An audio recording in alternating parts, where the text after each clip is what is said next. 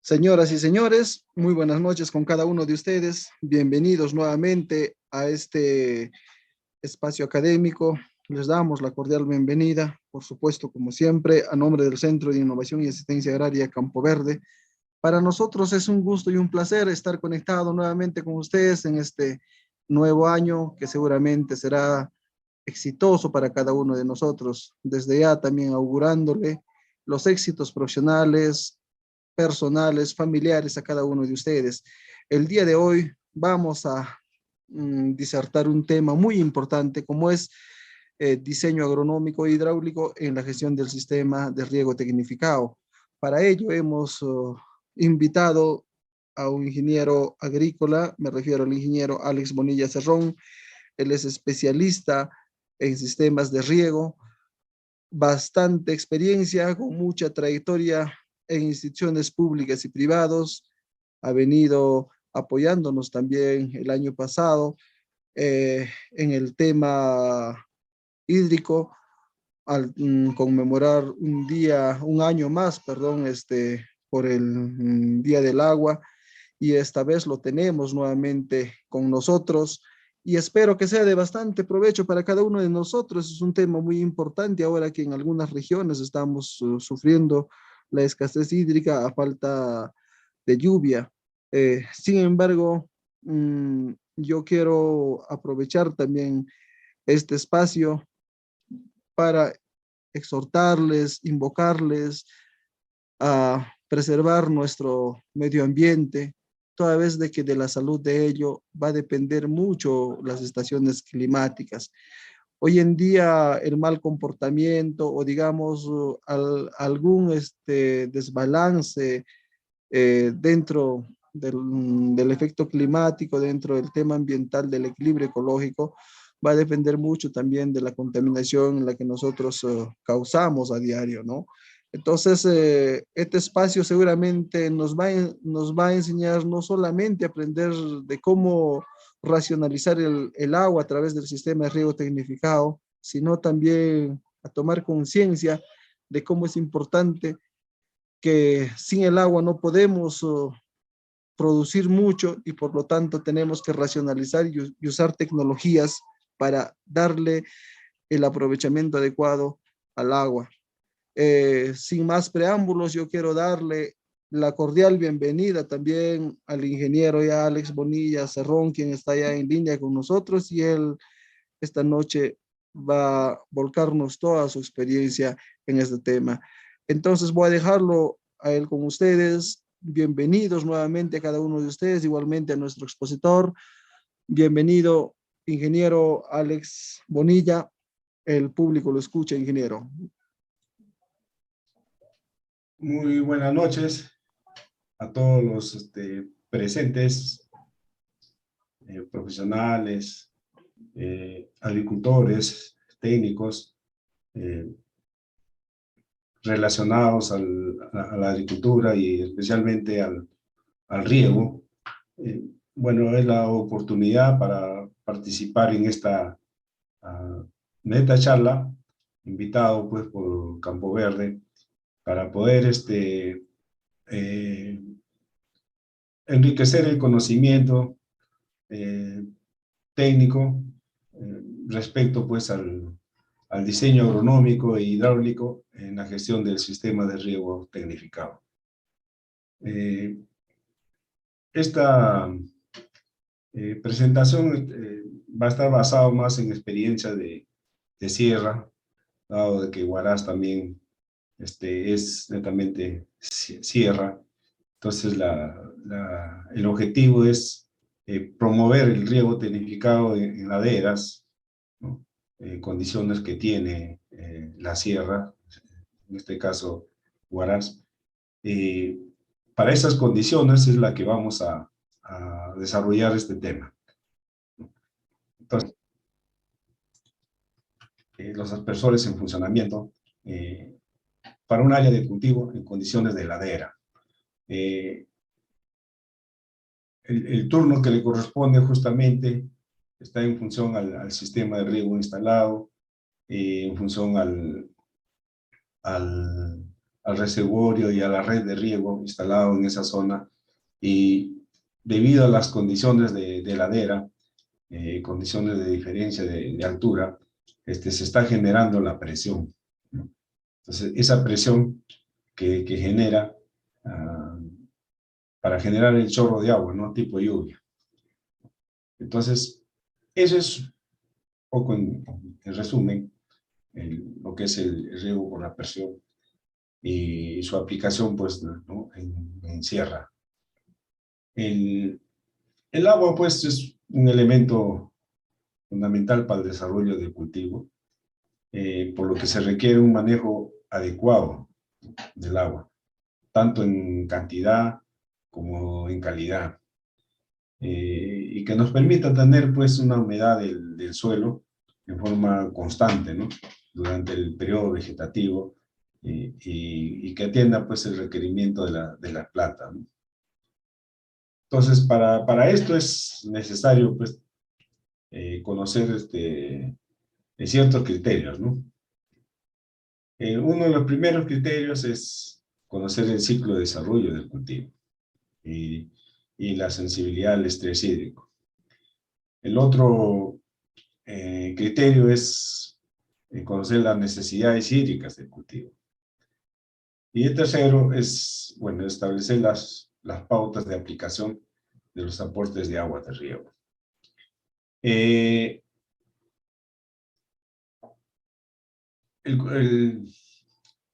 para desarrollar, pues, la agricultura, los tres componentes principales son el agua, el suelo y la planta, ¿no? Entonces, los tres componentes se necesitan para desarrollarse, ¿no? Entonces,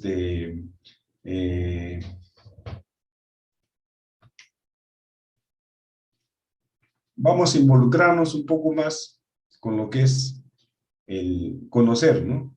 Las funciones del agua en las plantas. Como pueden observar en la foto, la primera,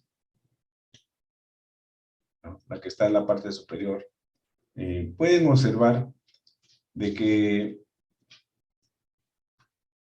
las plantas, ¿no? Están conformadas, pues, por su follaje, por sus hojas, su tallo, y sus raíces. Y esta está, pues, digamos, dentro de un sustrato que es el suelo. El suelo tiene, pues, el suelo está conformado por capas de suelo, ¿no? Está conformado por diferentes capas de suelo. Hay diferentes niveles de suelo. Como todo ser vivo, los vegetales solo pueden sobrevivir y desarrollarse en presencia del agua. Las plantas necesitan un constante flujo de agua, indispensable para funciones como el transporte de sustancias, sostén de los tejidos, intercambio gaseoso para la fotosíntesis y respiración o refrigeración. Las plantas, uno de sus componentes principales de la planta son las raíces. La raíz, ¿no?, que se desarrolla dentro del suelo, va variando, pues, por tipo de cultivo, ¿no?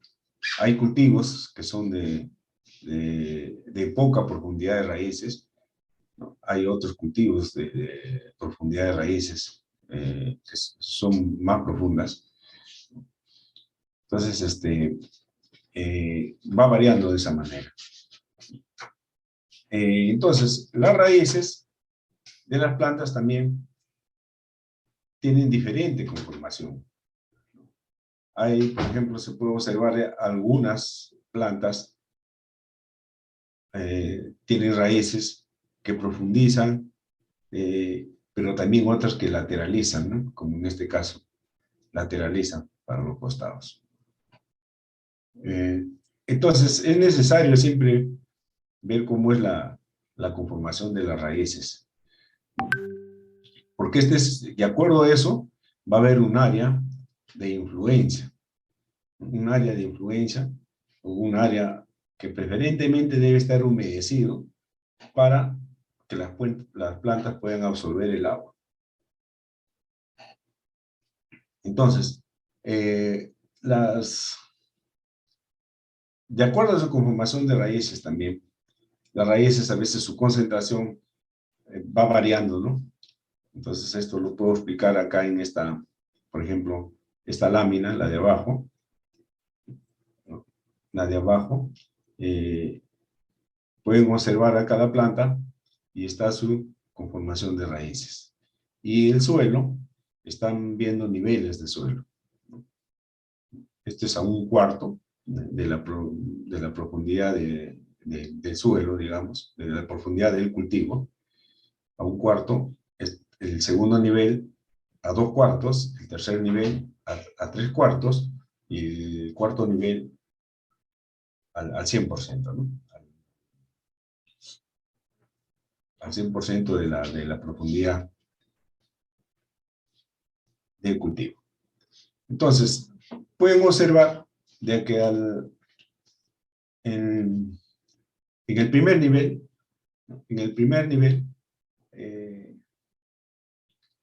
la concentración de raíces al primer nivel, hay un 40% de extracción, ¿no? del agua. Y al segundo nivel hay un 30% de extracción del agua. Al tercer nivel, que es a los 3/4, un 20%. Y al cuarto nivel, un 10%. Entonces quiere decir que a medida que más profundizo, la planta hace más esfuerzo para absorber el agua. Hace más esfuerzo para absorber.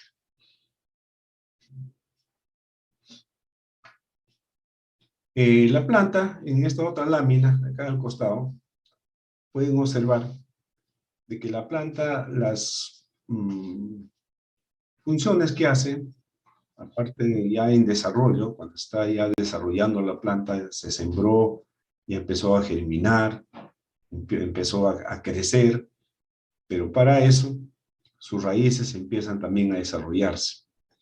Entonces, en el proceso de desarrollo de las plantas, lógicamente en condiciones de sierra, siempre se necesita, para tener el contenido de humedad, se necesita, por ejemplo, la presencia de las lluvias, en época de lluvia. Y si no hubiera ya lluvia, estamos en otro periodo, ¿no? Periodo de estiaje, digamos, entonces se echa mano del riego. Entonces, a través de estos dos, vamos a humedecer el suelo durante todo el desarrollo del cultivo. Cuando hay presencia de lluvias, con las precipitaciones, se humedece el suelo. Cuando las lluvias se retiran, en el periodo ya de estiaje, digamos, o hay veraníos, se complementa con el riego, entonces, este sustrato del suelo, el contenido de humedad, va a estar alimentado por las lluvias, y cuando ya se retiran las lluvias, con el riego. Esas dos son las formas de mantener la humedad en el suelo. Después, ¿qué es lo que pasa en este sustrato? También hay una evapotranspiración, ¿ya? Durante el periodo de crecimiento de las plantas hay una evapotranspiración, ¿no? Esta evapotranspiración está conformada por la evaporación del suelo, porque durante el día, con la presencia del sol, ¿no? Y aumento de la temperatura, la humedad del suelo va evaporándose. No se ve, pero se evapora, ¿no? Al siguiente día, al segundo día, digamos, después de haberse humedecido, se sigue evaporando. Y poco a poco van pasando los días y el contenido de humedad va bajando. por la evaporación. Pero también se pierde agua por la transpiración de las plantas. Las plantas también para realizar sus funciones transpiran por sus hojas y transpiran. Entonces se pierde agua por evaporación del suelo y por transpiración de las plantas. Esa agua que se va perdiendo día a día se tiene que ir reponiendo. Ahora, también otro el factor es la escorrentía. La escorrentía superficial generalmente se presenta, es más notorio en la sierra, ¿no? En los terrenos de ladera, ¿no? Cuando ya el agua ha penetrado el suelo, ya saturó, se humedeció lo suficiente el suelo, el agua entonces empieza por encima a escurrir. O de repente, dependiendo del tipo de suelo también, ¿no? El tipo de suelo. Hay suelos arenosos, suelos arcillosos, ¿no? Y suelos de textura media, franco-arcillosos. Entonces, de acuerdo a esas características del suelo, también hay un comportamiento diferente de la filtración, ¿no? Cuando es arenoso, el suelo filtra rápido. Cuando es arcilloso, el suelo filtra despacio, digamos, demora en filtrar. Entonces, de acuerdo a esas características y de acuerdo a la pendiente del terreno, ¿no? En ladera sobre todo, es cuando ya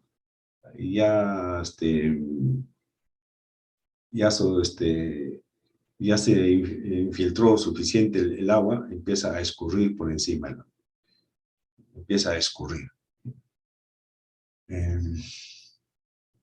Después, analizando el comportamiento de las raíces y del suelo, también cuando hay exceso de agua, lo que pasa también una vez que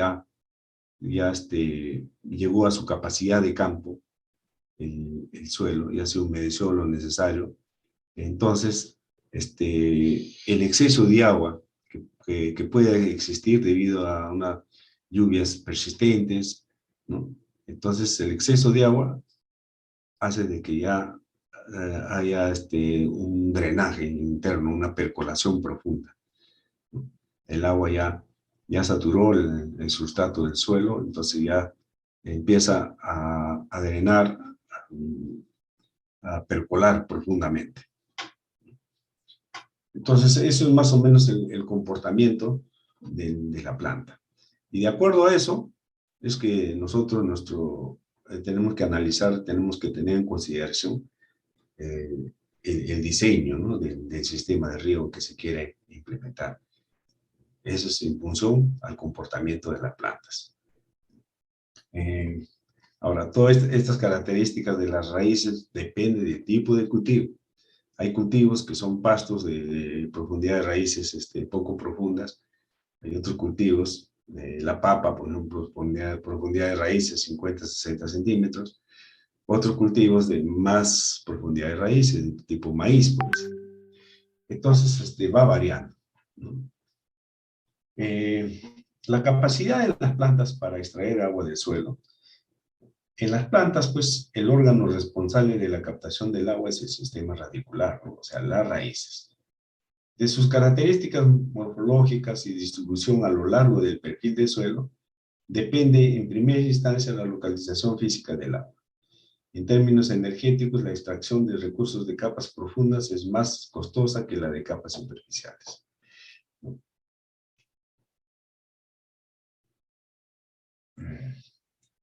Otro concepto que tenemos que tener en cuenta es bueno, ya hablamos en esta lámina podemos observar así en forma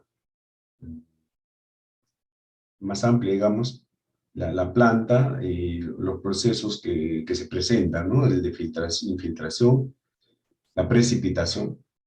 La precipitación, la lluvia, cuando llueve, las gotas de lluvia caen al suelo, impactan, hacen dos cosas. Infiltran, ¿no? Infiltran al suelo y el otro escurre, por la superficie escurre. Esas dos cosas hace el agua.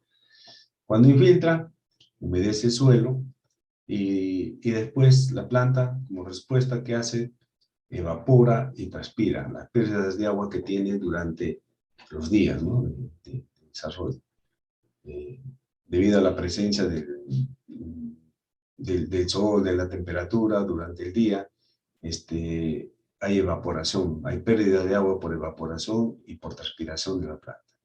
Y cuando hay exceso de precipitación, o sea, de lluvias, hay la percolación profunda, ¿no? Porque luego de humedecer el suelo, lo necesario, empieza a drenar profundamente, ¿no? Por el exceso de agua. Para lograr el uso eficiente del agua de riego, el dato básico que debe conocerse es el consumo de agua en los cultivos, ¿no? Para un periodo de tiempo determinado.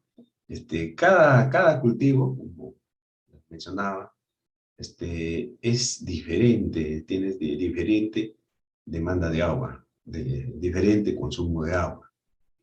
Depende de sus raíces, depende de su periodo vegetativo, ¿no? Hay cultivos que son de 3 meses, hay de 4 meses, de 5 meses, de 6 meses, y de acuerdo a eso va variando su requerimiento de agua, ¿no? Ahí va a depender también del follaje, del tamaño de la planta. Entonces, ya hemos hablado de la evapotranspiración, ¿no? La evapotranspiración lo he dicho como la cantidad de agua que el suelo pierde por la evaporación y debido a la transpiración de las plantas. Bueno, para fines también de diseño, nosotros consideramos la evapotranspiración potencial, ¿no? La evapotranspiración potencial es en condiciones ideales, ¿no? Que la evapotranspiración del cultivo se va a presentar siempre que el agua disponible en el suelo no sea factor limitante y represente el valor máximo de evapotranspiración bajo unas condiciones ambientales concretas.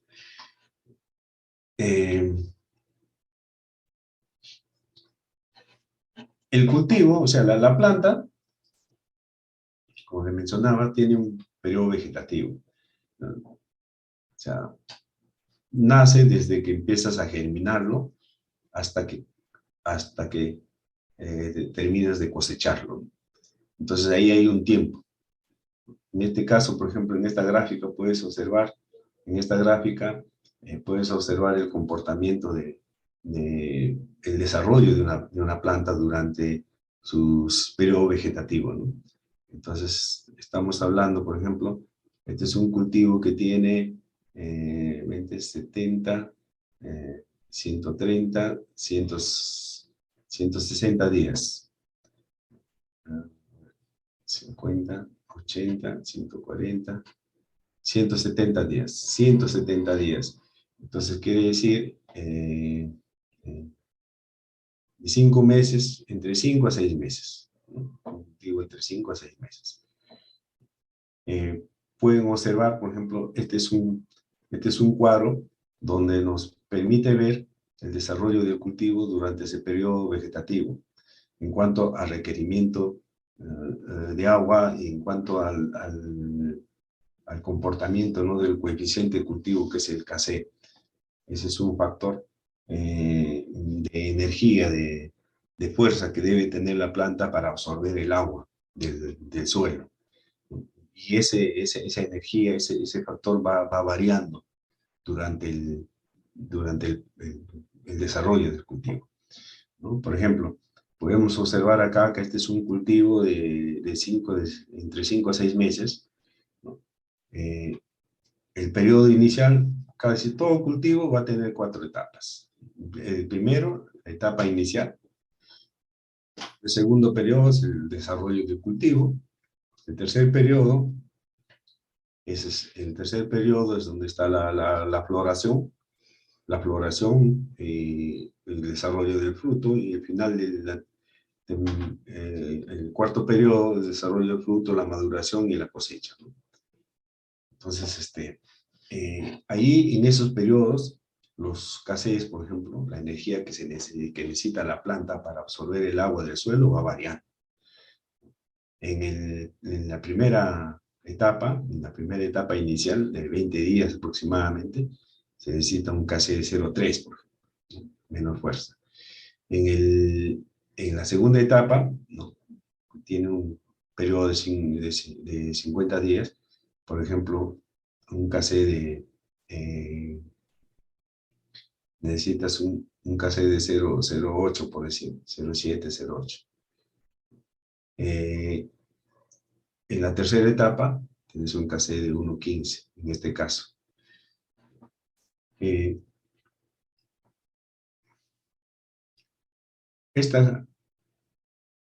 Esto más o menos nos está dando a entender el comportamiento del cultivo, ¿no? El comportamiento del cultivo. Y pueden observar de que, lógico, necesita más agua, más energía para absorber el agua del suelo en las etapas de desarrollo del cultivo, en la etapa donde está la floración y donde está la maduración, la formación del tubérculo, del grano, ¿no? Entonces ahí se necesita bastante energía de las raíces para absorber el agua. Y en esas etapas se necesita más. Entonces, el ciclo de desarrollo de los cultivos. Desde la siembra hasta la cosecha, cualquier cultivo anual pasa por una serie de etapas. Una etapa inicial, una etapa de desarrollo, la segunda etapa, una etapa media y una etapa final, que quedan caracterizados por la velocidad de crecimiento y la acumulación de materia seca. A cada una de estas etapas le corresponde una demanda creciente de agua, directamente correlacionada con el aumento de su superficie foliar y por lo tanto con su capacidad fotosintética.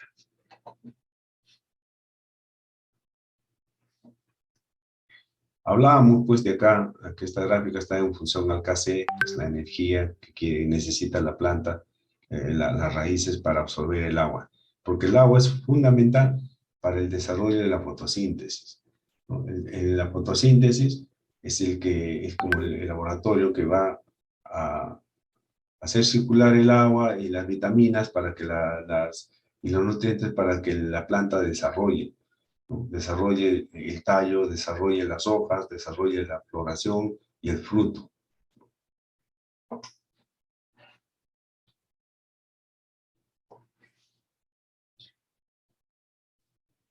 Otro criterio que es necesario conocer es el estrés hídrico, ¿no? La situación de suministro de agua a partir de la cual el cultivo comienza a experimentar mermas en su rendimiento final, ¿no?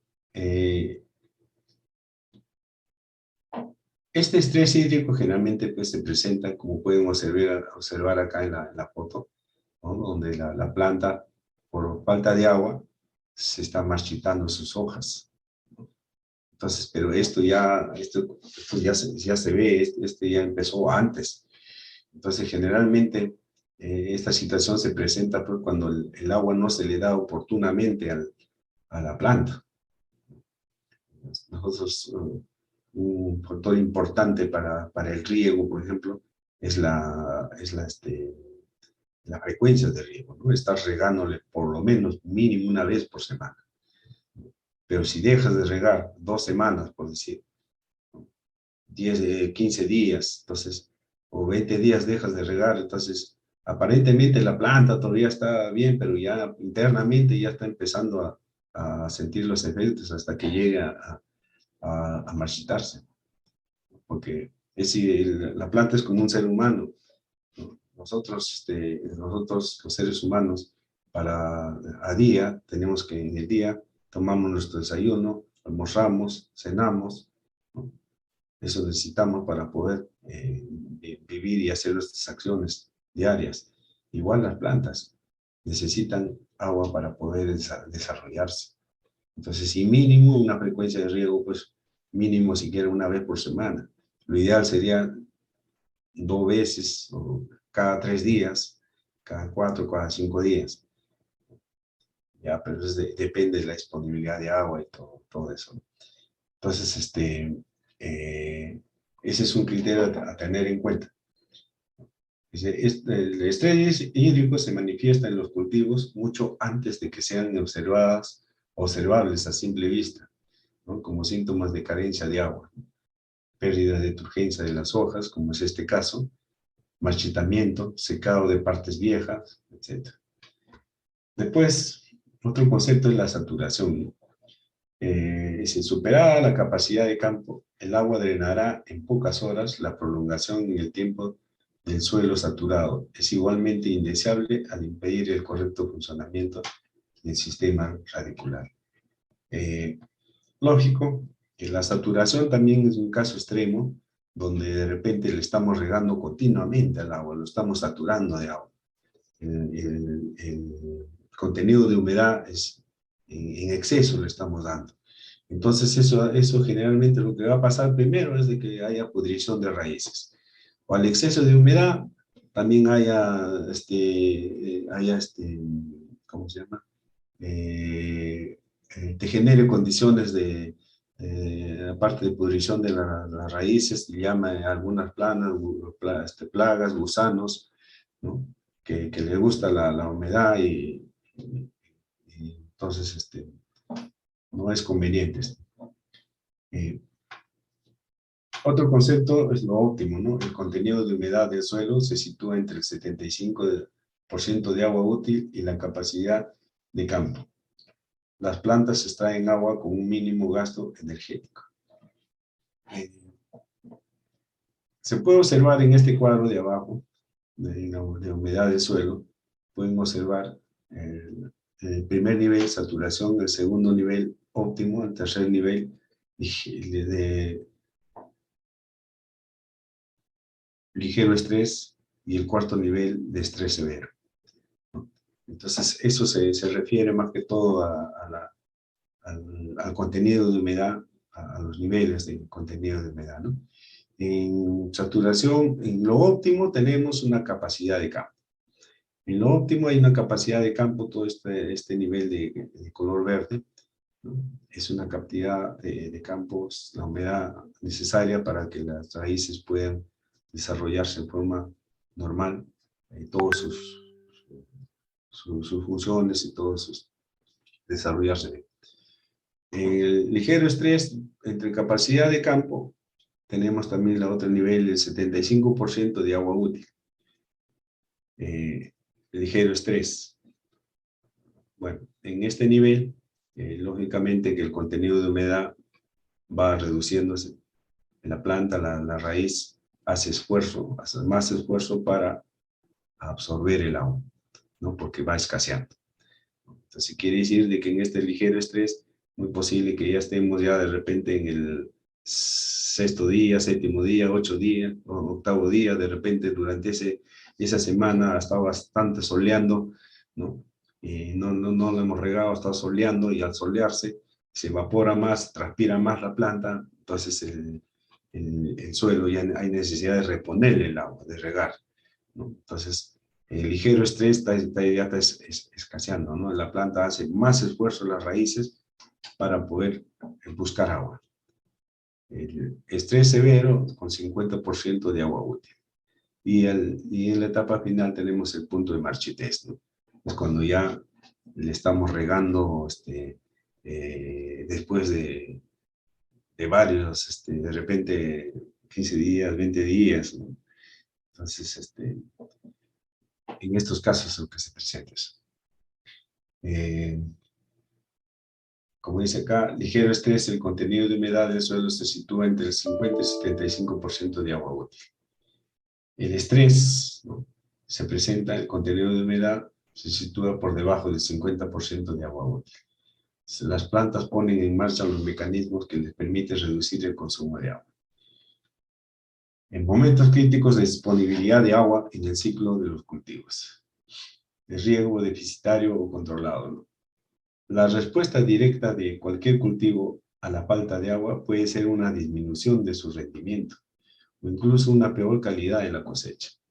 Ahora bien, dependiendo de en qué etapa de desarrollo del cultivo se produzca el estrés hídrico, los resultados serán distintos. Es necesario, pues, conocer estas etapas de máxima sensibilidad a la hora de planificar el riego.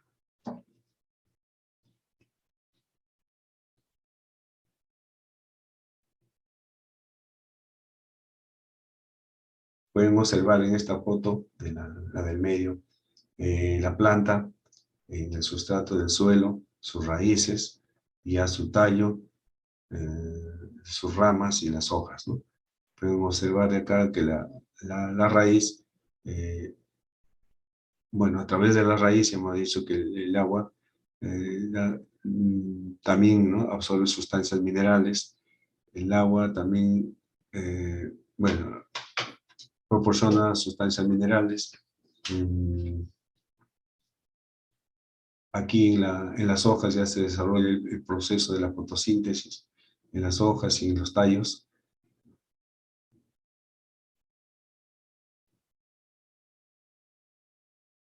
Se libera oxígeno, el dióxido se capta dióxido de carbono del ambiente.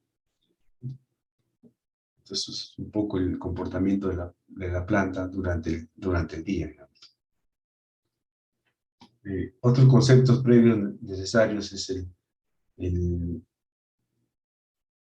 bueno, el objetivo de los sistemas de riego es poner a disposición de los cultivos el agua necesaria para que cubran sus necesidades, complementando las recibidas en forma de precipitación natural.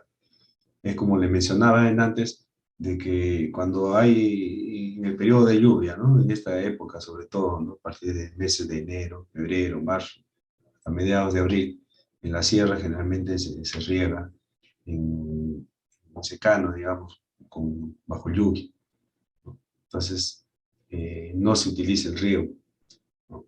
El riego recién se utiliza cuando ya no hay presencia de lluvias, ¿ya?, para complementar, ¿no? Si el cultivo todavía está en desarrollo, ya no hay presencia de lluvias, pero sí está en proceso de desarrollo del cultivo, entonces hay necesidad de complementarlo con los sistemas de riego, ¿no? El sistema de riego puede ser tradicional, ¿no?, por canales, o puede ser con riego por aspersión, o puede ser con riego por goteo. Cuando se distribuye agua por una parcela de cultivo, existen dificultades que ocasionan pérdidas e impiden que el agua se reparta de forma homogénea, ¿no? Por ejemplo, acá hablamos de cuando ya el agua llega a la parcela, entonces la idea es de que el agua pues se distribuya uniformemente a lo largo y ancho de la parcela y humedezca a todas las plantas, ¿no?, a todo el bulbo húmedo de cada planta, y en la profundidad deseada, que sea una distribución de la humedad en forma uniforme. Pero tenemos en cuenta de que en la sierra generalmente nuestros suelos son inclinados, están en ladera, entonces, y no es parejo, ¿no?, es ondulado, un relieve ondulado. Entonces, y de acuerdo a su conformación, también hace de que necesitamos pues tener una buena uniformidad de aplicación del agua, ¿no? La uniformidad de aplicación se refiere pues al hecho de que el agua distribuida llegue por igual a todos los puntos de la parcela. Una buena uniformidad garantiza que todas las plantas estén bien regadas, sin que unas reciban agua en exceso y a otras les falte, asegurándose así el desarrollo homogéneo del cultivo y su máxima capacidad productiva. Como pueden observar en esta primera foto, este cultivo, por ejemplo, de girasoles, tiene una profundidad de raíces casi uniforme, y entonces el coeficiente de uniformidad es 80%. En este caso hay un encharcamiento de 10%, un riego óptimo 80% y un 10% de percolación.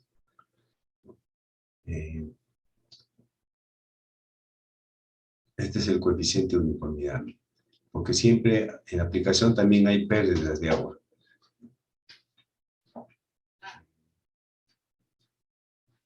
El otro concepto es la eficiencia de aplicación.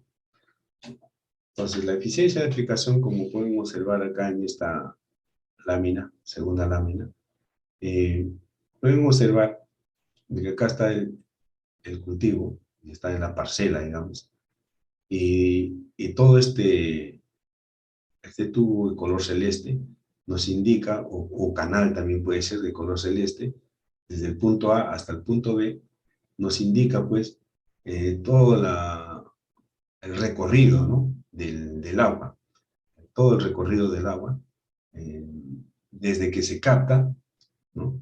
Punto de suministro, desde que se capta en el río, ¿no? En manantial, un reservorio, desde que se capta hasta que llegue a la parcela. Entonces, en este recorrido, pues, en la sierra generalmente, los canales de riego, tenemos el canal principal o el canal de conducción, después tenemos los canales laterales, ¿no?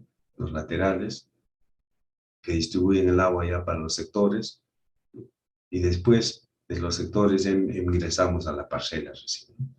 Y hay todo un recorrido en cuanto a longitud, ¿no? Puede ser 1 kilómetro, 2 kilómetros, 3 kilómetros, 4 kilómetros, puede ser un lateral, 2 laterales, 3 laterales, va variando, de acuerdo al tamaño del área beneficiaria.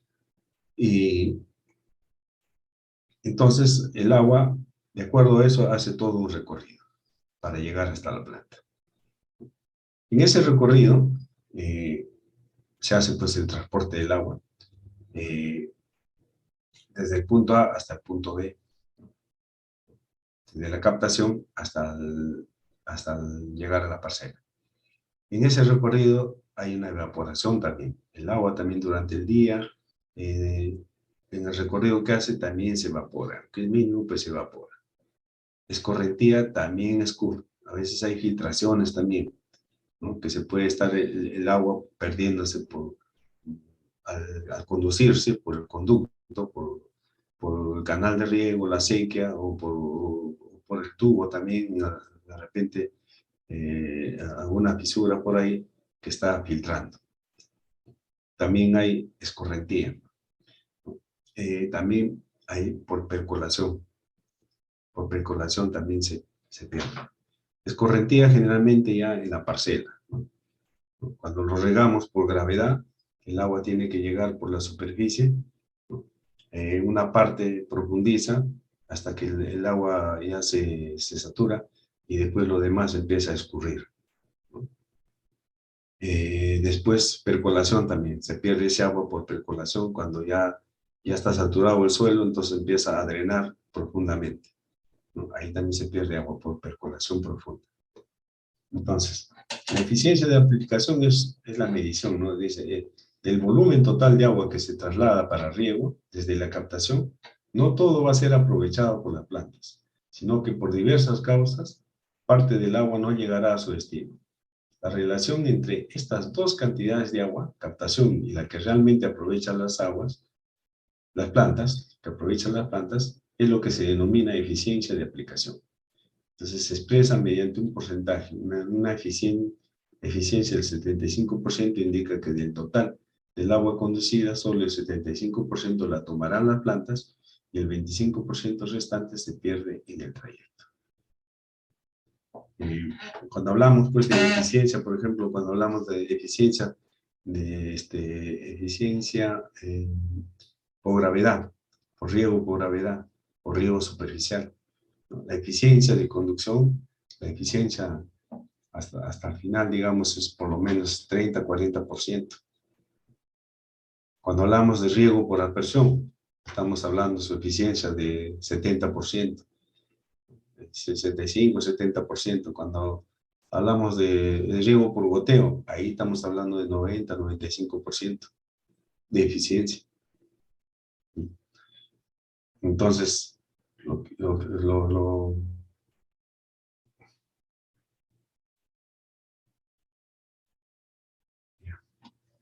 el sistema de riego,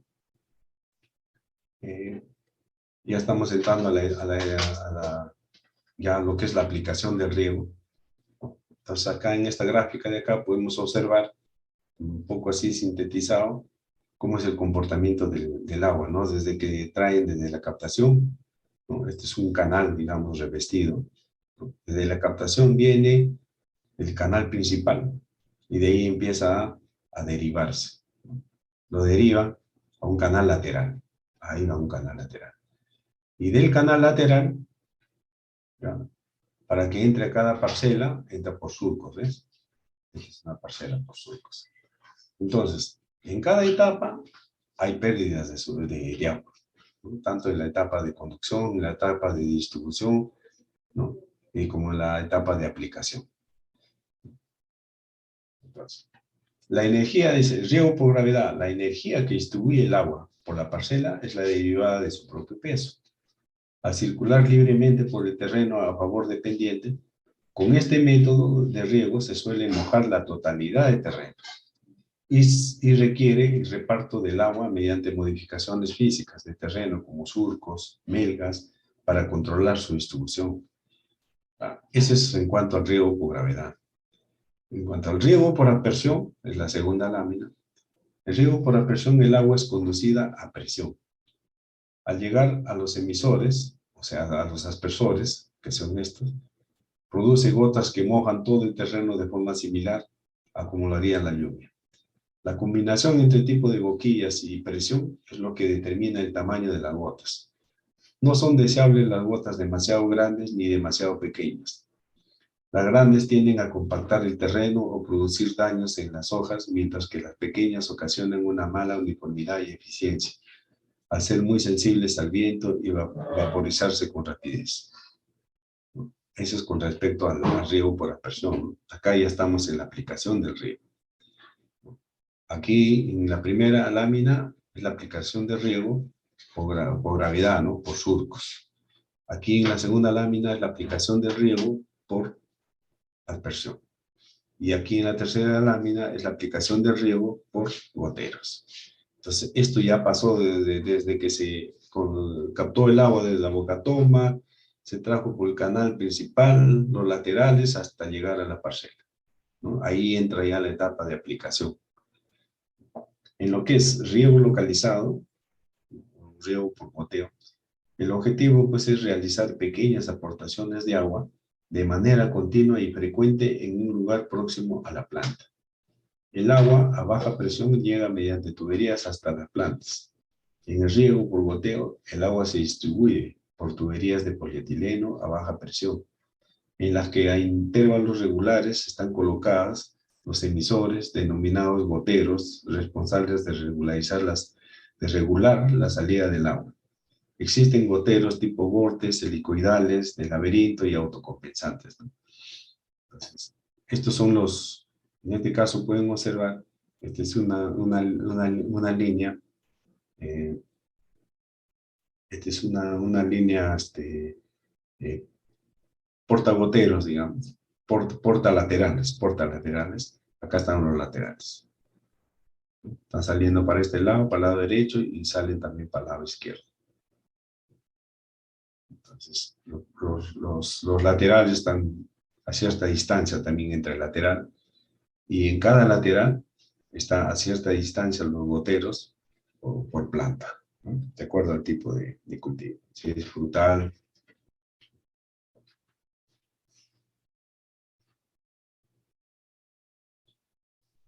Aquí entramos ya a la otra parte, lo que es la parte de diseño. Como estamos analizando la parte agronómica y la parte hidráulica, entonces necesitamos siempre tener conceptos, ¿no? Para poder diseñar un sistema de riego tecnificado, ¿no?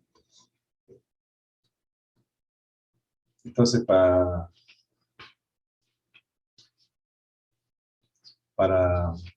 hablar de la demanda de agua de los cultivos, entonces vamos a echar mano de un cuadro, este cuadro que lo estoy presentando acá, que es la demanda de agua con un proyecto, ¿no? Con un proyecto.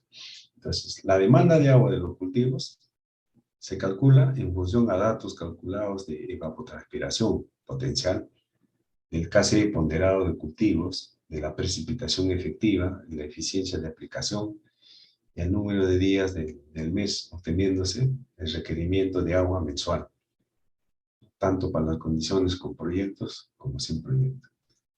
Como pueden observar acá en este cuadro, los factores que vamos a analizar, todo depende primero, el insumo principal son datos climatológicos. Entonces, para hacer estos diseños tenemos que tener datos climatológicos, datos de temperatura, de, de, de precipitación, de contenido de humedad, velocidad del viento.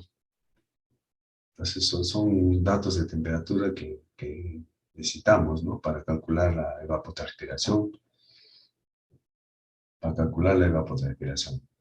Después, también en esta columna vamos a ver los factores que vamos a analizar, que es la evapotranspiración potencial, el KC ponderado, la evapotranspiración del cultivo, el KC ponderado, la evaporación real, el uso consultivo, ¿no? La evaporación real, la precipitación efectiva, las necesidades netas de cultivo, la eficiencia de riego, las necesidades totales de cultivo, número de días del mes, demanda total unitaria o mensual, el área de riego, la demanda total mensual y demanda total diaria. Como pueden observar acá en este cuadro, se hace un análisis pues, de las condiciones climatológicas durante todo el año, ¿no? Pero en este caso se hace para enero, febrero, marzo, hasta diciembre.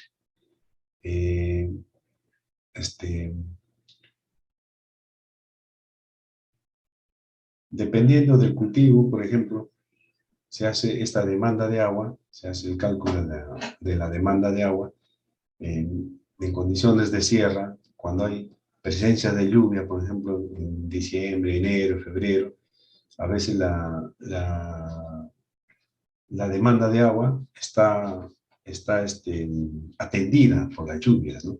Entonces no hay necesidad no hay requerimiento de agua para regar, digamos, ¿no? Por eso aquí nos sale, si ustedes observan en el mes de enero, febrero, marzo, ¿no?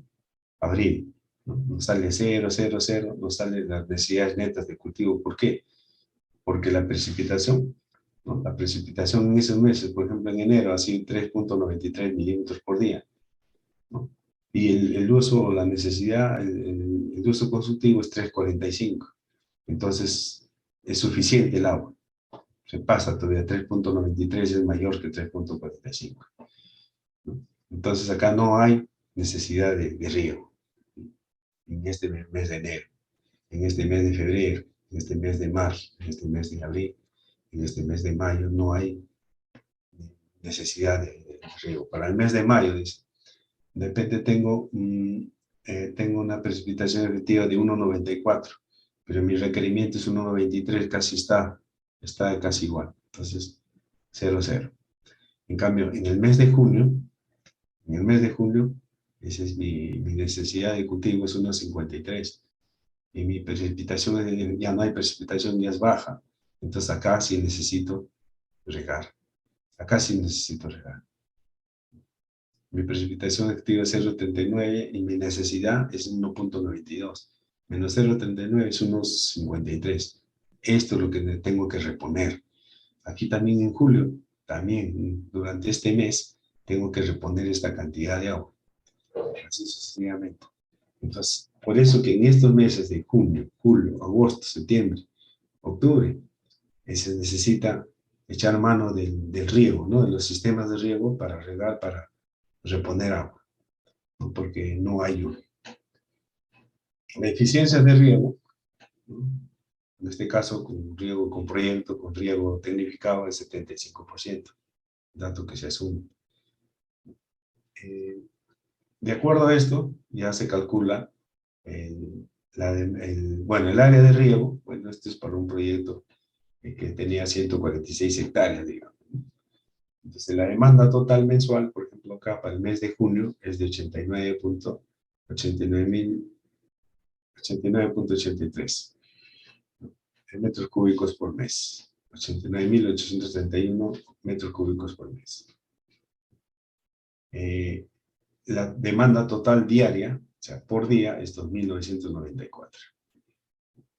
Entonces, esta es la demanda por día, 2.994, ¿no?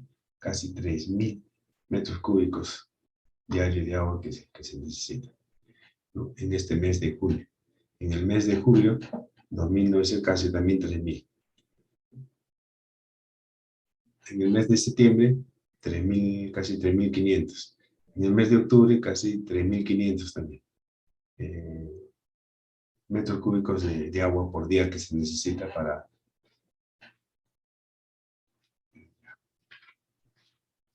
Como pueden observar acá, en resumen, los módulos de riego que tenemos para el mes de junio, pues es un cultivo que estamos regándole, digamos, desde junio hasta noviembre. No tienes 6 meses. El módulo de riego es para junio 0.24 litros por segundo por hectárea. Para el mes de octubre, el módulo de riego es de 0.27 de litros por segundo por hectárea. La demanda total diaria es, por ejemplo, para el mes de agosto, de 3.122 metros cúbicos por día. Y la demanda total mensual de 96.777. Podemos observar que la demanda,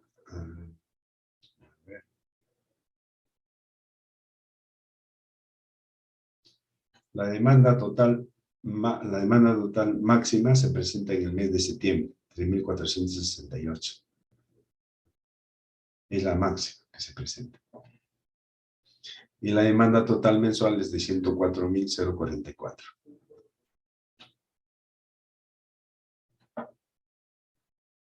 En este otro cuadro, en esta otra imagen, podemos observar de forma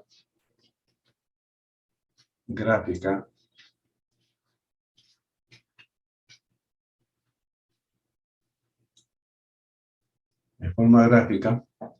el balance hídrico, ¿no? El balance hídrico se hace en base a la oferta y la demanda. Ya les mostré antes el cuadrito de demanda, cómo se hace un análisis de la demanda de agua para un cultivo durante su periodo vegetativo. Ese es el cálculo de la demanda de agua.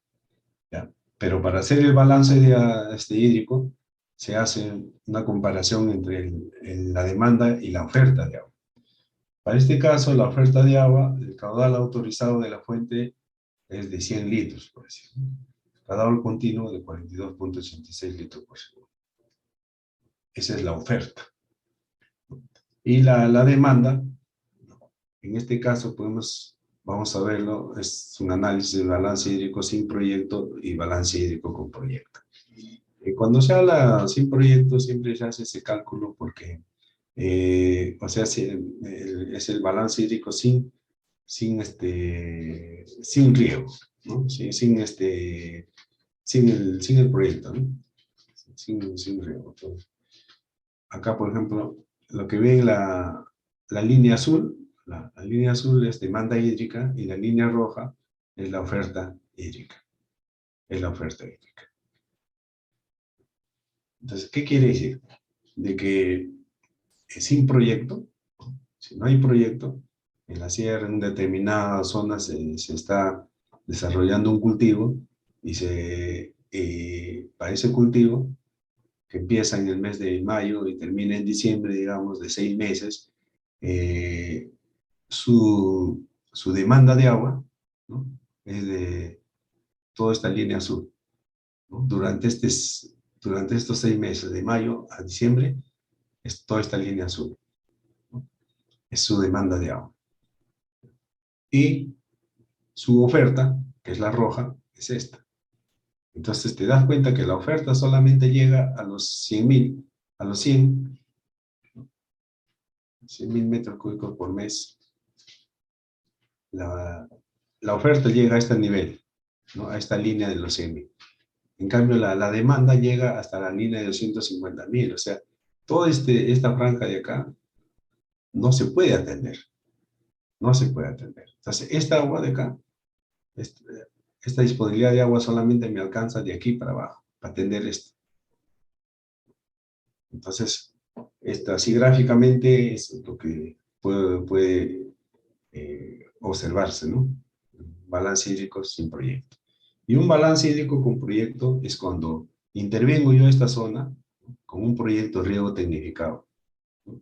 Entonces, con esa misma disponibilidad de agua, entonces ya se invierte la cosa, ¿no? Entonces, mi demanda, mi demanda sigue siendo la de color azul y mi oferta es la color rojo. En este caso, mi oferta, por aplicar un riego tecnificado, ya está atendiendo, ¿eh? Ya puedo atender todo, toda la demanda. Puedo atender toda la demanda. Eso aplicando el riego tecnificado. Ese es en resumen, ¿no? Lo que se hace cuando uno diseña un sistema de riego, ¿no? Tengo que analizar el cultivo, su periodo vegetativo, su comportamiento durante el año, ¿no? Y durante el año también ver, ¿no? La cédula de cultivo desde qué, en qué meses, desde que se siembra hasta que se cosecha, ¿no? Y de acuerdo a eso se evalúan las necesidades de agua durante cada mes. Y se evalúan todos los factores climatológicos y físicos y químicos del suelo, ¿no? Ya. Entonces, pasamos ya a lo que es necesidades hídricas de los cultivos.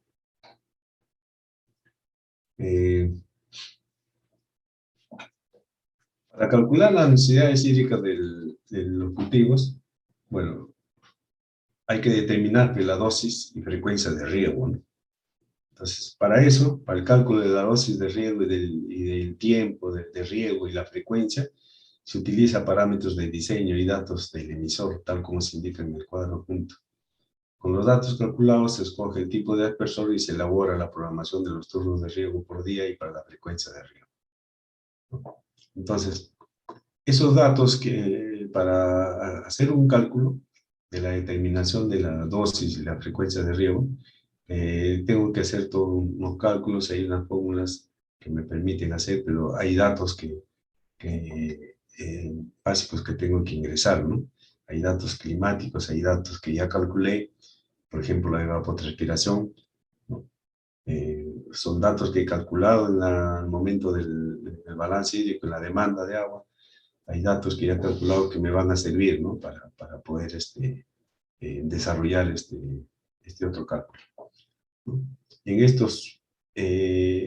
este otro cálculo, pues, se analizan, pues, las características del suelo y de la planta, ¿no?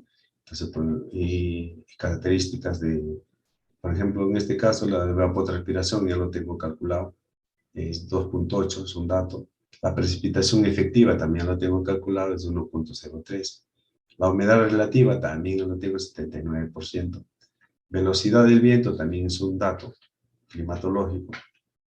Entonces, datos de suelo, también debo conocer el suelo, sus características físico-químicas, en este caso la textura es franco-arcillosa, su contenido de humedad 27,8, su contenido de humedad, el punto de marchitez 17,13.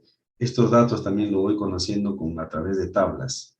A través de tablas y con estas características voy conociendo estos datos, ¿no? Registrando estos datos. El peso específico aparente, la velocidad de infiltración básica, la profundidad efectiva, profundidad efectiva de raíces, el peso específico del agua, todo eso. También tengo alimentos de datos del cultivo, ¿no? En este caso es nombre del pasto, fase, media temporada, su KC, ¿no? Porcentaje de área bajo riego, profundidad radicular efectiva, máximo porcentaje de agua aprovechable, que también lo consigo por tablas. También datos de caudal, tiempo de riego, 12 horas, dato de la parcela, el área bruta de todo el terreno 190, el área neta bajo riego 146, la pendiente del terreno 5%. Entonces, todos estos datos me van a permitir calcular, por ejemplo, en este caso, el caudal de un aspersor, ¿no? Por ejemplo, me permiten calcular también la presión nominal de operación es 30 metros. El caudal nominal del aspersor, 1887.9 litros por hora. El diámetro efectivo, 31.20 metros. El ángulo de cobertura, 360 grados. Espaciamiento entre emisores, espaciamiento entre aspersores, digamos, 18 metros. El máximo número de horas de operación por día, 12 horas. El número de aspersores por turno, 190 aspersores por turno. Caudal de un aspersor, 0,52. Todos estos datos me sirven pues, para escoger el tipo de aspersor que voy a implementar en el proyecto, ¿no? Puede ser, esto por ejemplo es un BIR 50, este es un IBIS, de boquilla de 5 milímetros por 6 milímetros. Este es un aspersor sectorial de latón BIR 60 con rosca, hembra de 3/4. Este es un BIR 66. Entonces se evalúa una variedad de aspersores que cumplen con estas características y se elige, ¿no? En este caso se eligió un aspersor Seilinger de 4023 de boquilla roja de 12 y de 6. De acuerdo a las necesidades se hace un cálculo también de las necesidades de riego y se puede observar acá de todos los datos que ya tenemos, calculamos pues la lámina de agua disponible, calculamos también la evapotranspiración del cultivo, unos 77 milímetros por día, intervalo de riego 23.36 días, intervalo de riego ajustado 7 días, ciclo de riego 6 días, lámina de riego ajustado 14.47 milímetros, el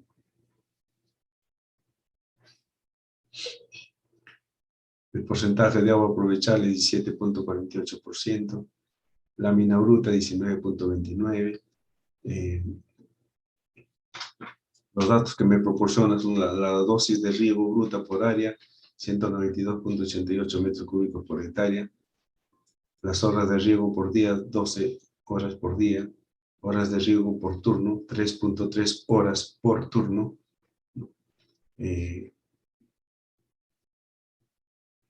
horas de riego por día, 12 horas por día. Entonces, de acuerdo a eso, tengo entre 3 a 3 turnos por día, digamos, 3 turnos por día para implementar. Cada turno de 3.3 horas por turno. Cada turno va a tener en cuanto al número de aspersores, 190 aspersores. Es grande el aspersor, la cantidad de aspersores es por el caudal que tengo, ¿no? Por el caudal que tengo.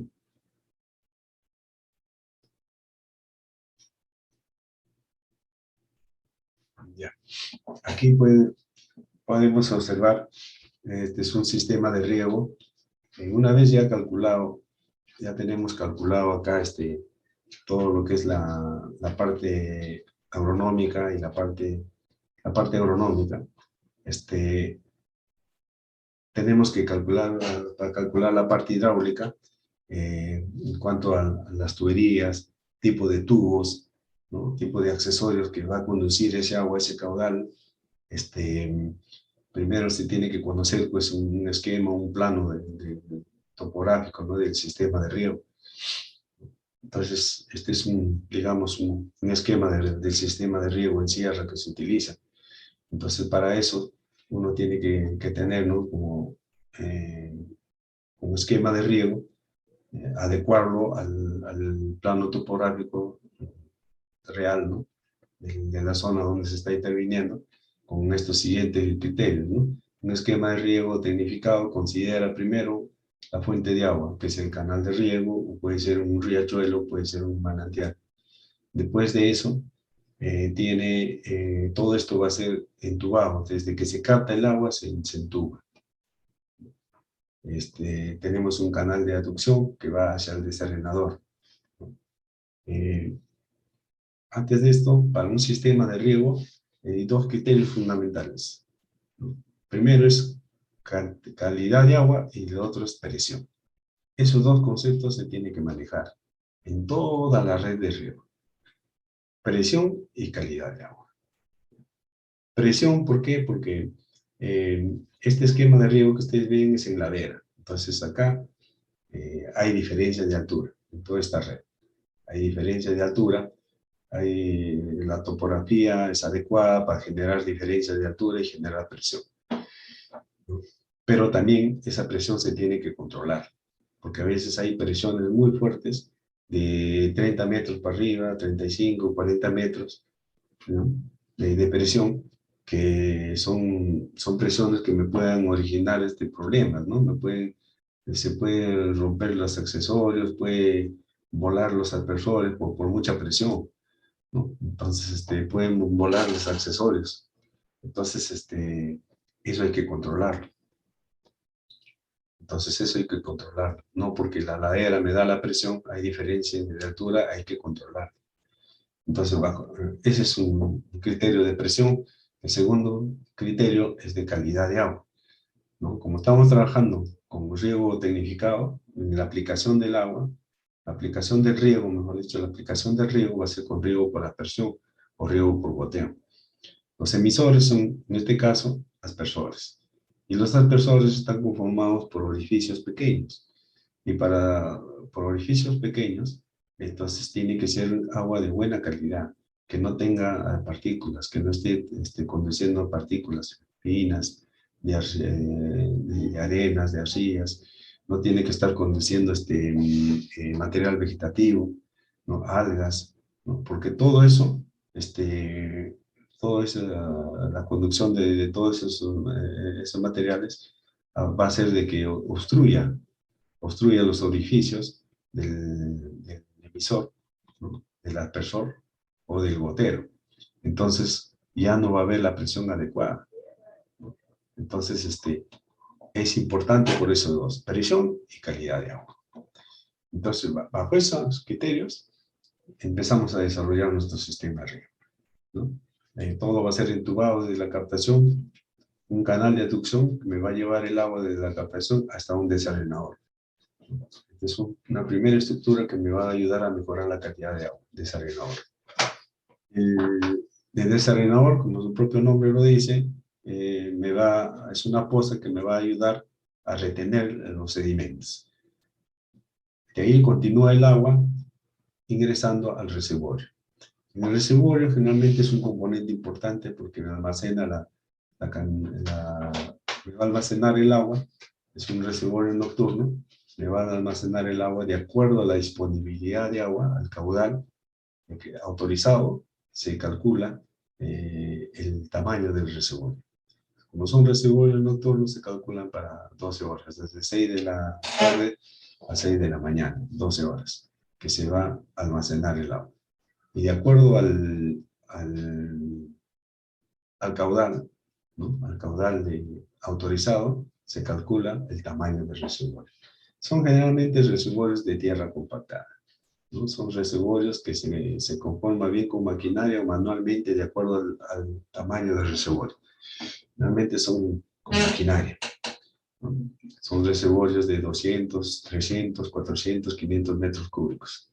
También puede hacerse de más de 1000 metros cúbicos. Va a depender del caudal, ¿no? Del caudal disponible. Entonces, de acuerdo a eso, se conforma este reservorio de tierra compactada, se excava en la tierra con una profundidad de 2,5 metros a 3 de profundidad, con una forma de un trapecio invertido, ¿no? Se perfila luego el vaso, se perfila las paredes, se perfila, el piso también se nivela, y luego se perfila y se compacta las paredes, luego se instala la geomembrana, ¿no? Esto se instala con geomembrana de 1 milímetro de espesor.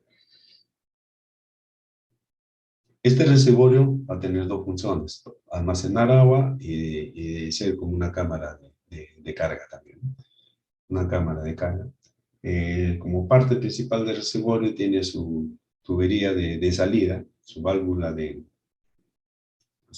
principal, también va a tener una tubería o un canal de rebose que me impida de que el agua rebalse, ¿no?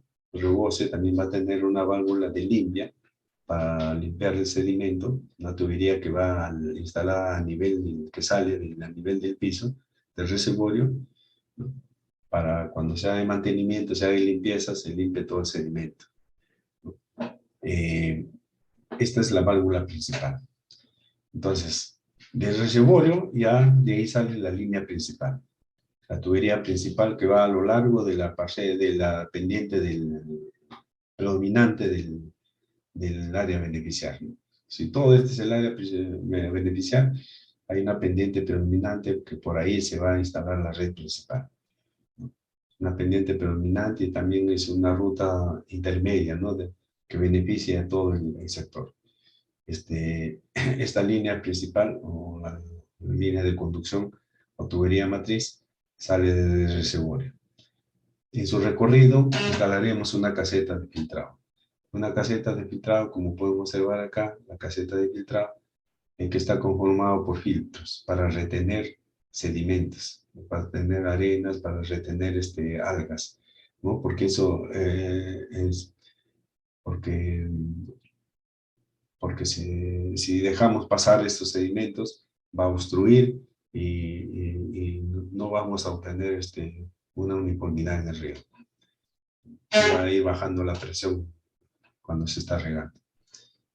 Entonces es necesario la caseta de filtrado. También se instala válvulas de seccionamiento. A lo largo del recorrido también hay válvulas de seccionamiento. Estas válvulas de seccionamiento nos sirven para poder derivar el agua, ¿no? Para los laterales del río, para los sectores del río. Después tenemos también cámaras rompecargas o rompepresión, ¿no? Como en este caso. Esta foto se puede observar en una cámara rompepresión que me permite matar la presión. Es muy posible que en este punto la presión esté más de 30 metros de presión. Entonces, como es peligroso manejar esa presión, entonces instalamos una cámara de carga para matar la presión y de ahí empezamos de nuevo. Podemos observar acá en la gráfica, la cámara rompe presión. Aquí se mata la presión y se empieza de nuevo. Hacia abajo, con presión cero y de ahí de nuevo. Con la diferencia de altura se empieza a ganar presión. Entonces, a lo largo del recorrido de la tubería principal también se instala la caja de válvula sectorial de riego, que es la que va a alimentar a cada subsector de riego. Acá hay una parcela 1, una parcela 2, una parcela 3. Cada parcela, en este caso este subsector, va a estar alimentado por este arco de riego. Este arco de riego va a derivar el agua que está viniendo de la tubería matriz, lo va a derivar para este sector. Entonces va a tener su válvula y va a derivarlo para acá, para alimentar a este subsector, que se atenderá a través de turnos de riego. Entonces, en cada parcela ya se empieza a instalar una red pequeña en la parcela, ¿no? Una tubería, en este caso es una parcela 1, tenemos acá va a ir una válvula principal, una válvula parcelaria, y de la válvula parcelaria va a salir la línea porta lateral, porta lateral, que se instala el número de laterales, va a estar de acuerdo al tamaño de terreno. Entonces este es un porta lateral, esta línea es la porta lateral, acá está un lateral 1, lateral 2, lateral 3. En cada lateral se va a instalar los emisores. En este caso hay 1, 2, 3 aspersores. En este caso 2, 3. ¿No? De acuerdo a la forma también se va poniendo, ¿no? De acuerdo al ancho del terreno. Entonces, esta red pequeña que se tiene dentro de la parcela está conformada por la línea porta lateral.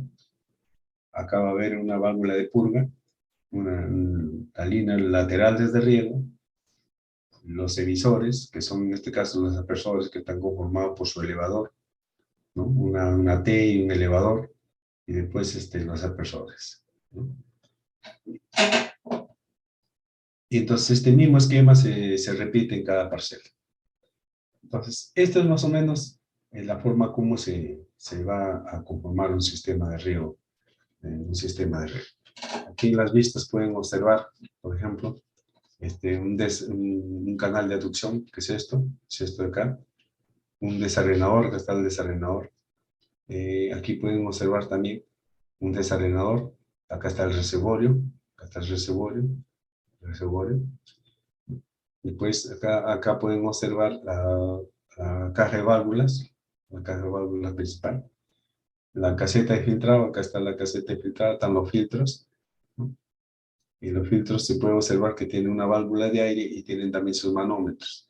Los manómetros sirven para ver la pérdida de presión que se ha sucedido durante este proceso de, de, este, de retener, ¿no? los sedimentos acá en los filtros.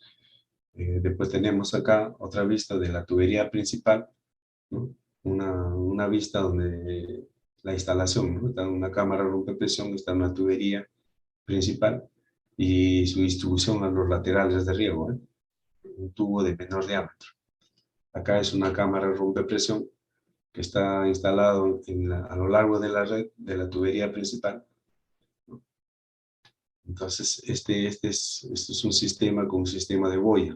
Tiene una válvula hidráulica y tiene una boya, ¿no?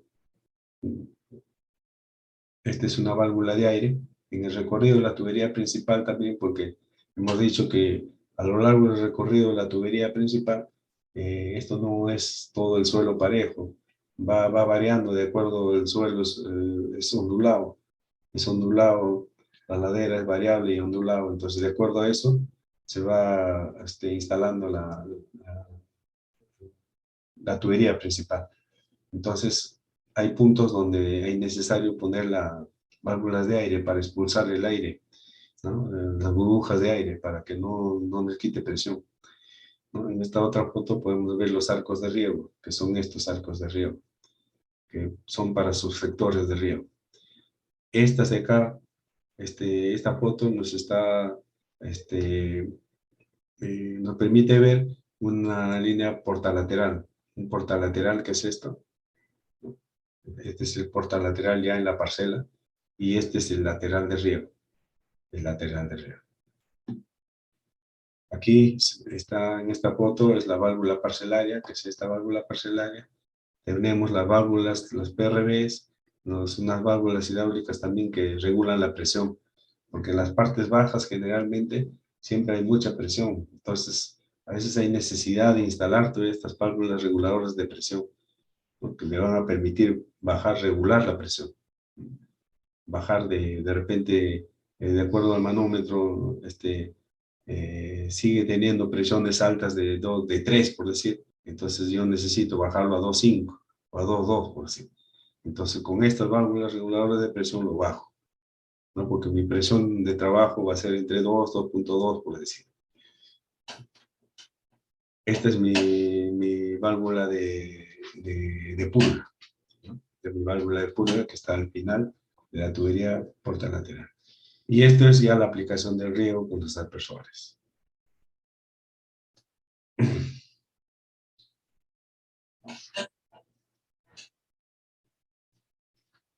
Bueno, este es un pequeño ejemplo. Un pequeño ejemplo en base a una evaluación que se hizo en una parcela en la zona de Tarma, en este caso fue para pastos, y se evaluó las bondades del riego tecnificado, ¿no? Entonces, de acuerdo a la ficha, se hizo una evaluación de la ficha técnica, tanto del cultivo como del sistema de riego. La ficha, pues un área con sistema de riego instalado de 17 hectáreas. Se instaló un área de 17 hectáreas. El cultivo instalado fue reyes italiano y trébol rojo. O sea, fue con pastos. Generalmente, esta área era para pastos y para ganadería, ¿no? Para producción de leche. Este es Este es un grupo de gestión empresarial de 17 beneficiarios. El sistema de riego por aspersión. El tipo de sistema de aspersión semifijo, o sea, semifijo es, algunos sectores eran fijos, algunas parcelas con los laterales fijos, laterales de riego, y otros laterales eran con manguera, movibles. El estado situacional a esa fecha eh, actualmente está operativo, ¿no? La inversión total de ese proyecto fue aproximadamente 300.000. La contrapartida 16.000. Fecha de instalación del cultivo fue en octubre de 2014. En fecha de cosecha continua por cortes, está en el segundo corte. Entonces acá vamos a analizar eh, la descripción sin proyecto y con proyecto. El sistema de riego es por aspersión. El área cultivable sin proyecto, ellos cultivaban 6 hectáreas. Con proyecto se cultivó 17 hectáreas. Sin proyecto, el cultivo era reyes y trébol rojo. Con proyecto también igual, el mismo cultivo. Los costos de producción. Sin proyecto, los costos de producción por hectárea era 5.556, incluyendo corte y traslado de forraje al estado. Con proyecto, el costo de producción fue 7.115, un poquito más alto. Incluye corte y traslado de forraje al estado. El rendimiento. Sin proyecto, 52.5 toneladas en materia verde. Y con proyecto, 90 toneladas por hectárea en materia verde. El precio de venta, 160 y 160 para cada situación, ¿no? El manejo agronómico fue diferente. Sin proyecto, el manejo agronómico era el uso de semillas de baja calidad, cosechada anualmente del mismo pasto, sin preparación de terreno, no aplican fertilizantes, cosecha en cualquier momento, según la necesidad de forraje. Con proyecto, análisis de suelo, se hizo análisis del suelo, uso de semillas certificadas, densidad adecuada de plantación, preparación de terreno con labranza, aplicación de abonos orgánicos y fertilizantes. Consumo de agua. Sin proyecto se consumió 9.600 metros cúbicos por hectárea. Y con proyecto, 8.000 metros cúbicos por hectárea por campaña. La rentabilidad del sin proyecto, 51.19%. Y con proyecto, 102.39% la rentabilidad. La producción de leche, sin proyecto, de 5 litros por día por vaca. Y con proyecto, 6.8 por día por vaca. Este se evaluó en octubre de 2014. Y el proyecto pues se instaló este fue al primer año, al segundo año, ¿no? Este es un ejemplo, ¿no? Entonces pueden observarse acá estas laderas que no se sembraban pastos, y en la parte plana, en la zona valle, donde se sembraba el pasto, pero sin un buen manejo. Y cuando ya con la intervención del proyecto y con una capacitación también permanente, se logró de que obtener un mayor rendimiento. Como pueden observar acá, esta ladera ya con pastos y con sistema de riego tecnificado como un sistema de riego por aspersión, ¿no? Se puede observar que hubo una mayor rentabilidad. Eh, Pueden observarse también el manejo de pasto con riego por aspersión. La preparación de terreno, la aplicación de fertilizantes después de la emergencia, aplicación de estiércoles descompuestos después del corte, instalación de parcela demostrativa, aplicación de riego por aspersión en todo el proceso de desarrollo por turnos y la incorporación de nuevas áreas, ¿no? Entonces, esta es un poco las vistas de todas las mejoras que se hizo con la intervención de áreas de riego, con riego por aspersión, ¿no? Por parte de, en este caso, es el PCI que instaló estos cultivos y hizo la evaluación, ¿no? Se puede observar todo el proceso de la cosecha, del manejo y del cultivo y del riego y de la cosecha, ¿no? Y de todas las pasantías que se hacen y de la capacitación que se hace, que se ha hecho al grupo, ¿no?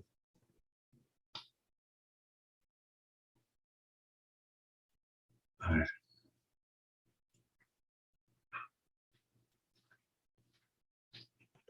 ahí terminé lo que es la primera parte. Acá quisiera, antes de terminar, acá hay un...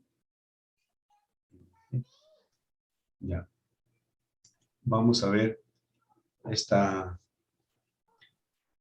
para ver la parte hidráulica, para ver la parte hidráulica del sistema de riego, eh, con todos los criterios que ya hablamos, y con todo ya una vez hecho la topografía del terreno, teniendo los planos, y teniendo la conformación de las parcelas,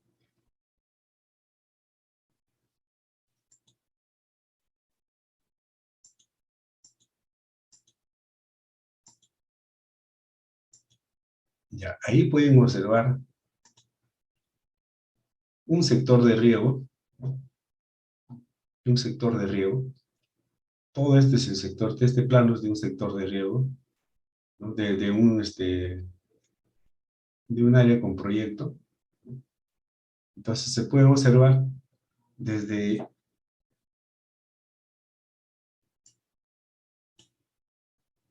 su captación de este sistema de riego. Este es un proyecto de Manzanayo, que es la zona de Ayacucho. Pueden observar, la captación es de acá de un canal de riego, ¿no? Del proyecto Cachi. De ahí se capta. Este es el canal de riego, de azul, y de ahí pueden observar también, este es el reservorio. El que está de verde es el reservorio, y se capta el agua de acá con una toma lateral, porque ya existía una toma lateral para riego por gravedad. Se aprovecha esa misma toma para poder de ahí captar, llevarlo el agua entubada al desarenador y de ahí al reservorio. Entonces, y se diseña toda la red de riego, la tubería principal, que está rosada, está rosadita la tubería principal, después las tuberías de distribución. Como pueden observar acá, tienen varios sectores, ¿no? Este es un sector, acá hay otro sector, aquí tienes otro sector, ¿no? Son como 3 sectores entonces, de acuerdo a eso, de acuerdo al recorrido de la tubería de distribución, y de acuerdo al área a regar, va disminuyendo el tamaño de la tubería, ¿ya? Y en su recorrido también las tuberías de distribución, están las tuberías parcelarias, digamos, también van disminuyendo de diámetro, y también se va instalando diferentes tipos de accesorios, ¿no? Que empieza desde acá de la tubería principal. Entonces pueden observar acá,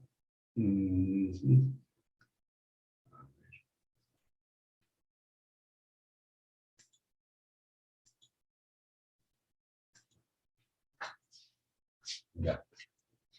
Ahí, por ejemplo, les decía, acá está el canal de riego, está su toma lateral, este es el lateral de riego superficial, pero de ahí nomás se ha aprovechado para poder captar el agua para nuestro sistema de riego presurizado. En este caso está el reservorio, es una R. De ahí viene la tubería, esta tubería de color rosadita, digamos. Esta es de la tubería. Entonces acá vamos a ver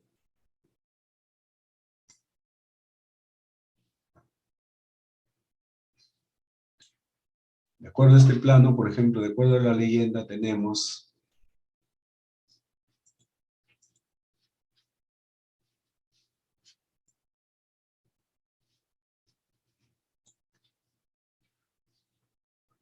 las tuberías, por ejemplo, va variando las tuberías de acuerdo al color. Por ejemplo, la tubería principal, la que tenemos, esta color medio morado, digamos, que es la de mayor diámetro, es de 160 milímetros. Después tenemos la roja de 110 milímetros, que es esta. Después tenemos otra roja un poquito más clara de 90 milímetros. Serían estas de acá. Después tenemos la verde de 75 milímetros. Acá tengo una verde de 75, acá también otra de 75. Después tenemos tuberías de 63, ¿no? De 63, que son estas de acá. Las tuberías de 33 milímetros, unas azulitas. Entonces, estas.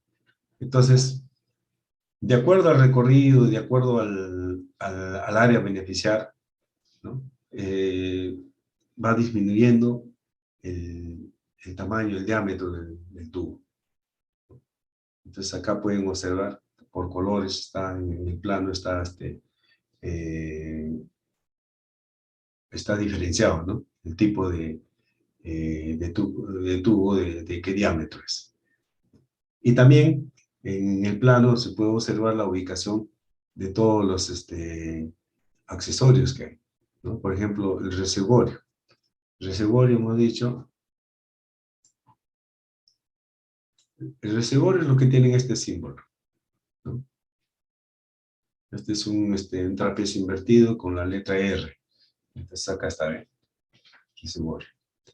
Después tienes una cámara rompecarga con este símbolo. Una cámara rompecarga ubicaríamos acá.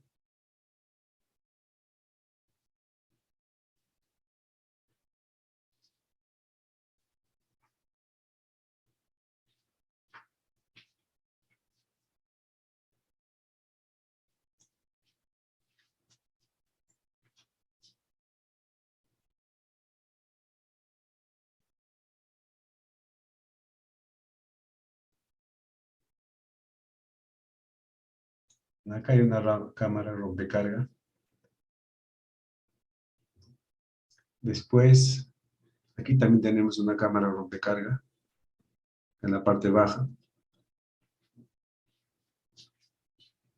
Entonces, la cámara rompecarga se ubica generalmente de acuerdo a la topografía, donde hay mucho desnivel, donde a veces hay más de 30 metros de altura, de diferencia de altura. Entonces, a partir de ahí es donde los sectores que tengan esa característica hay que ponerle esa cámara rompecarga, ¿no? Para ir cortando la presión.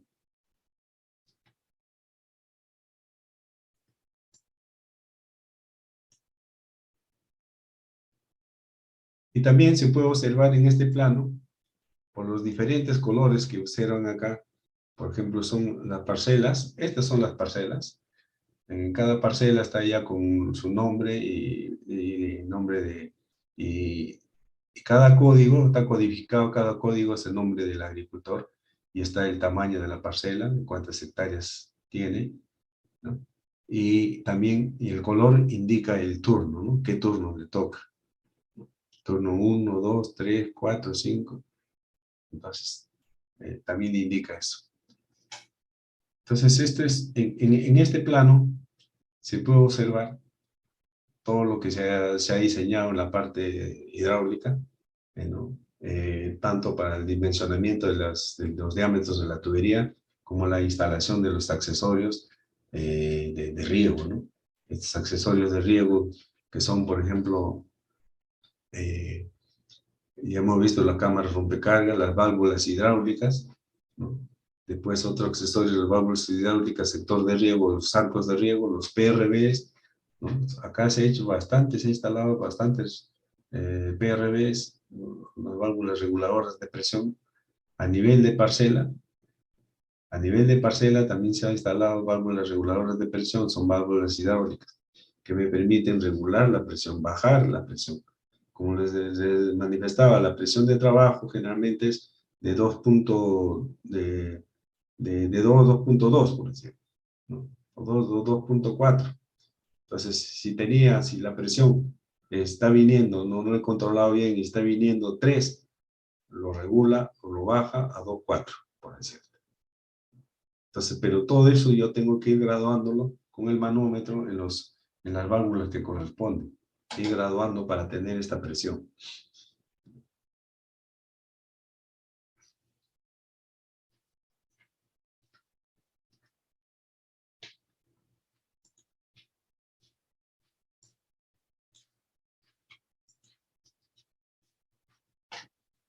Bueno, más bien eh, Muchas gracias, pero me ingeniero, por hayan su exposición. entendido, más bien, muchas gracias y a ver si les escucho alguna pregunta al respecto.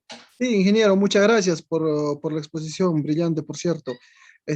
Acá nos hacen llegar una pregunta. Me dicen en la instalación del sistema de riego tecnificado, en cuanto a tuberías, ¿cuál es la calidad de tubo que debemos utilizar? Por ejemplo, el número 8, el número 10 en los tubos HDP, ¿cuál de ellos es el más factible? Mm, a ver, bueno, eso es mire, de acuerdo al plano que le mostré en antes, por ejemplo, eh, esos proyectos, por ejemplo, nosotros los instalamos con tuberías de PVC. Se puede instalar con tuberías de PVC, pero también se puede instalar con tuberías de HDP. También se puede instalar, ¿no? Eh, el número generalmente está de acuerdo a la presión, ¿no? De acuerdo a la presión es más que todo, ¿no?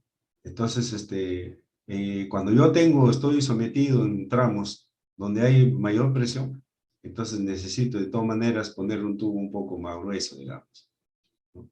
Pero, como le digo, pero eso también va moviendo de acuerdo también a la parte económica, que no sale muy caro. ¿Ya? Pero para eso justamente se regula con los accesorios que ya les he manifestado, las válvulas, los PRVs, las cámaras rompepresiones, principalmente esos, ¿no? Porque si no, los proyectos me saldrían caros si pongo con tubos más pesados, digamos. Entonces va variando en función a eso, ¿no? Pero puede trabajarse con HDP como puede trabajarse con el de PVC. Gracias. La otra pregunta es si hago la instalación de riego por aspersión, ¿cuál es el tipo de aspersor más recomendable que podría utilizar en un cultivo andino o el tipo de aspersor depende de cada tipo de cultivo? Eh, a ver, el aspersor, eh, hay aspersores, por ejemplo, que son em, metálicos, hay aspersores de plástico que son más ligeros. Eh, Va a depender también de la presión, a veces, va a depender del tamaño del terreno, ¿no? Si es un turno grande, tengo disponibilidad de agua, y es un turno, como en antes les decía, ese turno que programa como 190 aspersores por turno, entonces porque tiene buena presión, buena cantidad de agua, entonces, buena presión. Entonces, a veces, y de acuerdo al tamaño de terreno, a veces el agricultor tiene de repente 1 hectárea, entonces, y es amplio, entonces, y es para pasto, por decirle, entonces, a veces optan por un aspersor como este tipo, ¿no? Este Ibis que está acá, que es digamos, hay unos aspersores que le dicen tipo cañón o semicañón. Este es un semicañón, por decir, que tiene largo alcance el chorro de agua. Son más amplios, pero son metálicos, pero necesita más presión para poder moverlas. Las que son más ligeritas son las de PVC, las plásticas, las de plástico. Esas son más ligeritas, ¿no? Pero con la presión normal se puede eh, mover, ¿no? Entonces, de acuerdo a eso, los aspersores que tendríamos que elegir hay la de plástico, hay la de las metálicas, ¿no? Pero para las metálicas necesitan más presión de todas maneras. Para mover uno de bronce, ¿no? Que es más pesadita, necesitan más presión. En cambio, la de PV, la de plástico, es más ligerita. Entonces, si tú comparas una de plástico con el de digamos, el de plástico puede de repente en esa área va a entrar más, se moverán más número de aspersores. En cambio, se moverán menos número de aspersores, ¿no? Porque necesitas más presión. En cambio, en de plástico sí es más ligerito, ¿no? Aparte, los aspersores también son autorregulables. Por ejemplo, si tú quieres sembrar, por ejemplo, para maíz, va a depender del elevador. El elevador se va elevando, el tamaño del elevador, se va elevando, ¿no? Para el caso del maíz más que todo, ¿no? Porque es un cultivo y hasta cierta altura nomás también se riega, ¿no? Hasta que ya pasó la floración y empezó a salir la mazorca, digamos, ¿no? Entonces, pero se va graduando, ¿no? Hay también, dentro de la variedad de aspersores hay autorregulables, ¿no? Hay aspersores que se sectorizan, ¿no? O sea, puede girar todos los 360 grados, pero también puede girar 180, puede girar 90 grados. Entonces, va a depender bastante también del distanciamiento entre aspersor a aspersor. Para uniformidad de riego, preferible es que se traslape. Si tiene 15 de distanciamiento, entre 15 a 15, que se traslape, ¿no? Entonces, todos esos criterios tener en cuenta.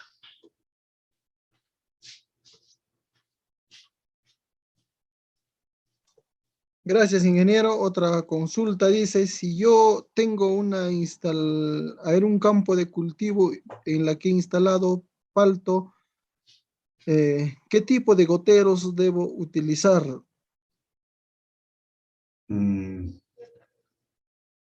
A ver, en los que han utilizado, lo que están regando para paltos, ahí están trabajando ya con mangueras, bien con cintas o si no con mangueras, ¿no? De polietileno. Entonces, si es para paltas, depende, dado de que las paltas de hecho pueden estar en hileras, ¿no? En hileras. Entonces, si está en hileras, el lateral está pasando por la hilera, el lateral, y para cada palta debe estar saliendo un bigote, le llamamos del lateral, un bigote hacia la planta de palta, depende del tamaño, ¿no? Si está en crecimiento o si ya está ya más desarrollada, 1 año o 2 años, digamos. Entonces, de acuerdo a eso, con ese bigote se pone alrededor del tallo de la planta. 1, 2 goteros, 3 goteros, 4 goteros. O también puedo hacer de repente en 2 hileras de manguera o de cinta, ¿no? 2 hileras que pasen entre la hilera de plantas de palta. Entonces, porque para palta sí necesitamos pues, varios goteros, ¿no? Que humedezcan el suelo y que le den la uniformidad de riego necesaria. Entonces, ese es más o menos el criterio en lo que es planta, en lo que es palta, frutales, digamos, ¿no? Generalmente en condiciones de costa, pues se aplica más fácil porque son casi terrenos planos, pero en ladera hay que acomodarnos, ¿no? Hay que acomodarnos de acuerdo a la inclinación de la parcela, pero siempre hay hileras, ¿no? Siempre lo siembran en hileras, las paltas o los frutales, ¿no? Entonces, como le digo, del lateral de riego o del lateral o de la manguera que está pasando por la hilera, va a salir un bigote para cada planta. Y para cada planta va 1, 2, 3, 4 goteros de acuerdo al caudal de cada gotero y a la necesidad de humedecimiento del bulbo, ¿no? de esa planta. Y de acuerdo a qué etapa de desarrollo está, ¿no? Si ya está más grande, 1 año, 2 años, necesito más goteros para humedecer más, porque ya profundizó las raíces, ya se lateralizó las raíces. Todos esos criterios tener en cuenta.